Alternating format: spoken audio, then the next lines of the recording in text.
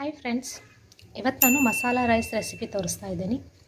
ಮೊದಲಿಗೆ ನಾನು ಒಣ ಮೆಣಸಿನಕಾಯಿ ಸ್ವಲ್ಪ ತೊಗೊಂಡಿದ್ದೀನಿ, ಒಣ ಕೊಬ್ಬರಿ ಮತ್ತು 2 ಟೇಬಲ್ ಸ್ಪೂನ್ ಜೀರಿಗೆ, 2 ಟೇಬಲ್ ಸ್ಪೂನ್ ಬಿಳಿ ಎಳ್ಳು, 2 ಕಪ್ಪು ಏಲಕ್ಕಿ, ದೊಡ್ಡ ಏಲಕ್ಕಿ ಅಂತ ಹೇಳ್ತಾರಲ್ಲ ಅದನ್ನು, ದಾಲ್ಚಿನ್ನಿ, ಲವಂಗ ಮತ್ತು ಶುಂಠಿ, ಬೆಳ್ಳುಳ್ಳಿ, ಕರಿಬೇವು.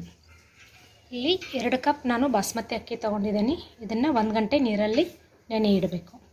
ಫ್ರೆಂಡ್ಸ್, ಈಗ ಮಿಕ್ಸಿ ಜಾರ್ನಲ್ಲಿ ಶುಂಠಿ, ಬೆಳ್ಳುಳ್ಳಿ, ಕರಿಬೇವು ಹಾಕ್ಕೊಂಡು ಪೇಸ್ಟ್ ಮಾಡ್ಕೊತೀನಿ. ಈ ಮಸಾಲೆಯನ್ನು ಸ್ವಲ್ಪ ಎಣ್ಣೆ ಹಾಕಿ ಹುರ್ಕೊಳ್ತಾ ಇದ್ದೀನಿ.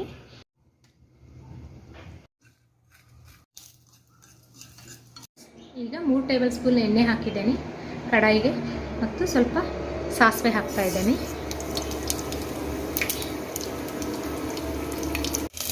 ಹಿಂಗು,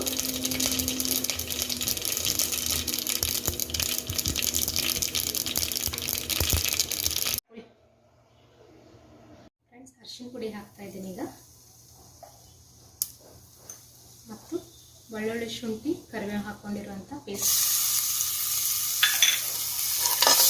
ಸರಿಯಾಗಿ ಕಲಿಸ್ಬೇಕು. ಇದರಲ್ಲಿ ಗೋಡಂಬಿ ಈ ಥರ ಮಾಡ್ಕೊಂಡು ಇಟ್ಕೊಂಡಿದ್ದೀನಿ.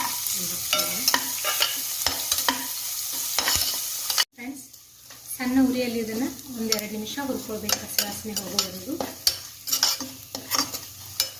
ಈಗ ನೆನೆಸಿಟ್ಟಿರೋಂಥ ಅಕ್ಕಿಯನ್ನು ಹಾಕ್ತಾ ಇದ್ದೀನಿ. ಫ್ರೆಂಡ್ಸ್, ಈಗ ಮಿಕ್ಸಿನಲ್ಲಿ ಹಾಕಿರುವಂಥ ಮಸಾಲೆನ ಹಾಕ್ತಾ ಇದ್ದೀನಿ.